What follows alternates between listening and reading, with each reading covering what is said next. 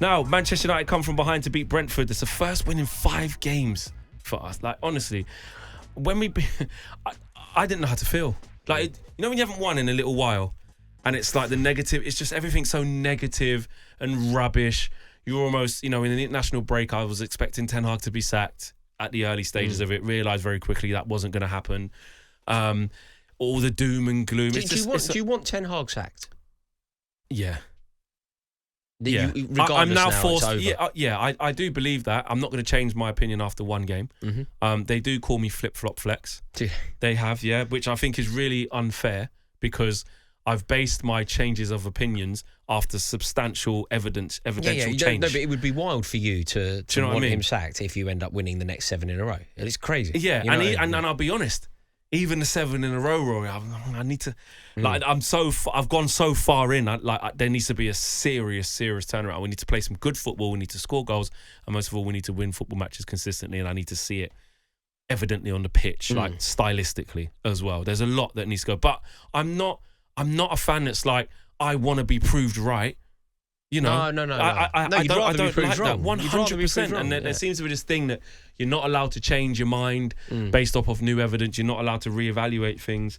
And he survived. The international break. And I think Thomas Tuchel going to England. That was my number one pick. I wanted Thomas Tuchel to come and manage Manchester United. It was the right. I really did. Choice for Manchester United. I think. To stay with Ten Hag? No, sorry. No, Tuchel. I think Tuchel was the correct move. Yeah. I think he would be a better force with Thomas Tuchel. Yeah. How that would end, I don't know, but he would certainly stabilise you. Yeah. He would certainly have you picking up more points, and he would make you a force. If you think about what Tuchel's good at, there are sort of 2 things that he's really good at. One is sorting out a defence. You look at the elevation of Chelsea's defence. You look at pre and post Tuchel, like Lampard's defence compared to Tuchel's defence, and silverware.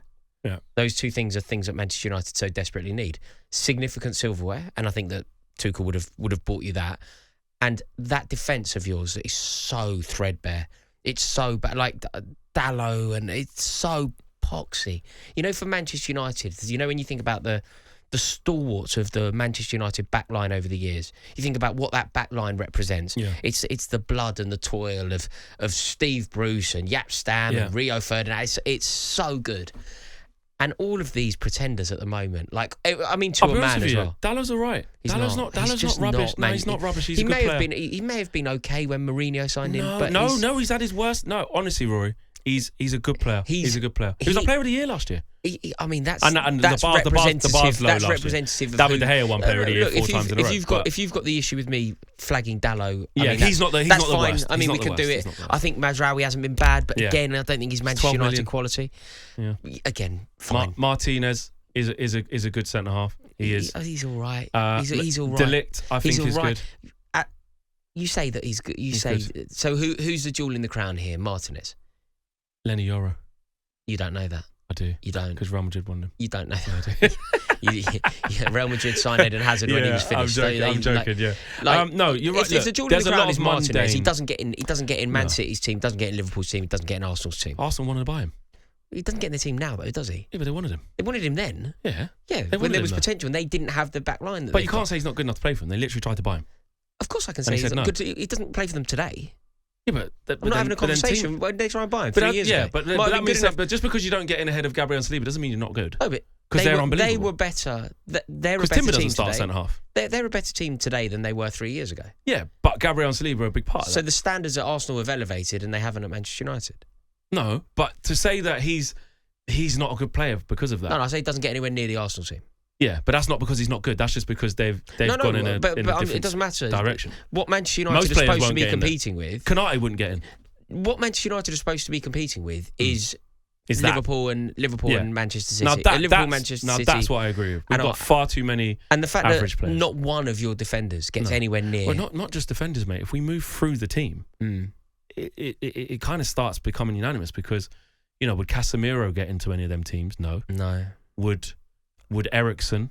No. No, nobody. Would Ugarte? Literally no. nobody. Kobbie Mainoo is young and doing. He's got a lot to live up to, but he wouldn't start for these teams. It's going so wrong at Manchester United. It's going so wrong for Erik Ten Hag. I don't really see how he saves it either. Exactly. Well, you just said there like 7 in a row or something like that. And look, it's more silverware, isn't it? The way that he actually saves he it says is it being all the given the time. opportunity to win yet more silver. But I'll be honest, Rory, the only trophy he can win this year, because we're not going to compete for the Premier League, are we? We're not in the Champions League. The only bit of silverware that he can get this year that will save his job is the Europa League, because that will automatically get us Champions League football. The Europa League. I also think that winning the FA Cup again. I'm probably wrong here, and before I even say the sentence, I'm going to acknowledge that most people listening to this will think I'm wrong. Right, go on. But it's my opinion. Yeah, I believe and put a lot of prestige in the FA Cup. Right. But how much? Maybe I'm wrong. But you know what? Do you know why?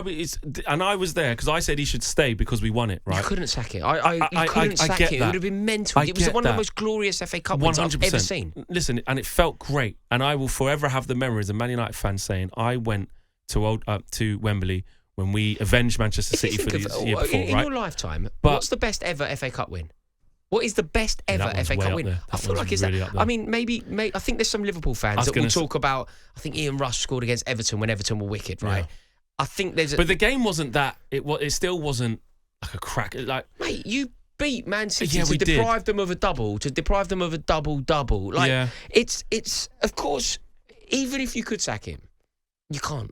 Even if it was right to sack him, you can't. But here's the thing, though. This is what I did learn afterwards, Rory, is that actually when you think on temporary, if you make long-term decisions based off temporary emotions, you can get in trouble. Because let's be honest, Man United have won, and this is where this dispels the myth that basically you can't do it, because we did it with LVG because it wasn't good enough. It happens all the time if standards are high enough. If we've won 2 trophies in 2 years, right, the Carabao Cup and then the FA Cup, have Man United become a better team for it? Because we've won these trophies. What you have done, though, is you've etched your name into the history of football. Yeah, but at what cost? But I feel like that matters. There's a reason why you're sitting here saying Man United are miles off it. You just said we're rubbish. But we're rubbish. In 15 years' time, 20 years' time, we finished 8th. When looking back in terms of last season, history will tell you that Manchester United had a better season than Arsenal. In fact, Manchester United did have a better season. Right. I get this, because in 10 years' time, if Man United can get back to the top in this little period, forever won trophies. Because in our worst period, we're still kind of picking up a few trophies, which I get counts for more than knocking on the door and not winning anything. But actually, in order to start looking like a team that can win top honours, you can't be a cup team, because what we're in danger of doing, Rory, like you say, Manchester United as the establishment in English football is mammoth. It's on Mount Rushmore. It's Manchester United. Course, Man United can't be a cup team. No. Man United can't. Since when has it been all right for Man United to go? But we won the Carabao Cup, though. I do. But we won the FA Cup in a run where we had a couple of home games, did all right. You know, a couple of championship teams. What about if he wins the Europa League? Well, will he be there to win the Europa League? Well, or do you think they sack him and the next blip? And the next blip is always round the corner. Well, it depends how bad the blip is. This next 7 games or 6 now, we played 1 and won that. Could be another mixed bag, and it might be enough to keep par. But because the margins are small, mate, if Arsenal lose against Liverpool and Man United beat West Ham, we're 3 points behind Arsenal. Yeah. Do you know what I mean? Spurs, we're 1 point behind. Yeah, we play each other. We play you. If somehow we turn up and we beat you, which, you know, of course you can do that. That can happen. Yeah, you know, you're not perfect. Far from. So all of a sudden, going into the next international break, and then you got a game against Ipswich as well. But the problem is, what you can't do, I don't even care, but this is the behaviour of a fan. And I'm sure that if it was like Richard Arnold making these sorts of decisions, the Manchester United fans would be going mad. But because it's Ineos, they're being a bit calmer. If you're going to sack him, you can't get through the next international break. Basically, if Erik ten Hag is the Manchester United manager, when we come back to play football off the back... he's got to see out the season. He's got to see out the season. Yes, absolutely. But sometimes we say these things, but it is results that dictate what that is. But you can't sack him. If he survives this next winter break, this break coming up, then after that till Christmas, loses all the games, he'll get sacked. So, mate, we break for the international break. I think again when you play Leicester. Say you beat Leicester. Yeah. What you can't do is come back from the international break, lose to Ipswich, and sack him that day. No, they wouldn't do it after one game. I'm talking about a run of. No, but okay. Say results. You draw with Leicester and they persevere. You beat Chelsea, draw with Leicester, they persevere, come back, lose to Ipswich, sack him. Like, you can't do that. What you're going to have to do, I think there has to be some... Also, I kind of feel like he would deserve that. Well, I think you've got to kind of go to him, listen, once once we don't sack you off the back of playing, once we don't sack you off the back of the international break, we pledge you nothing but unilateral support. Yeah. We are playing on Thursday night. We're going out to Istanbul. You going? I am. I'm going tomorrow morning, super early. Can't wait to go.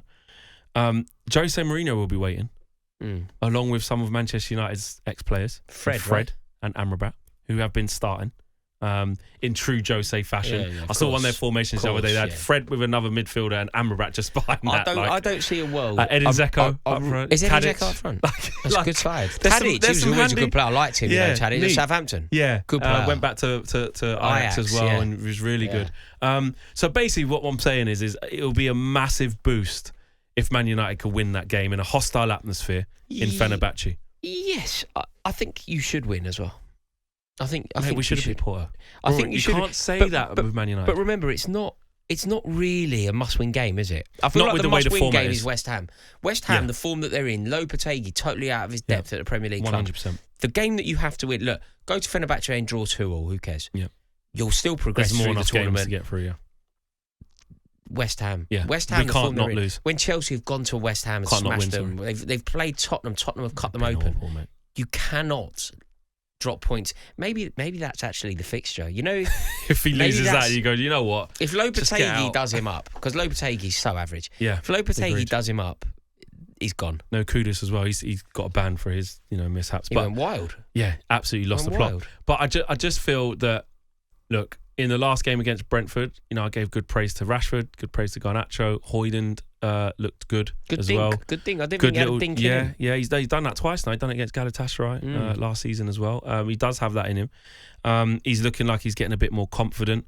Ten Hag has gone to this 4-4-2, which it's not how he wants to play, but that's what he does when the self-preservation kicks in to make us more compact. Bruno was actually up front with Højlund. And then you had Eriksen and Casemiro before behind that. And now Eriksen's not...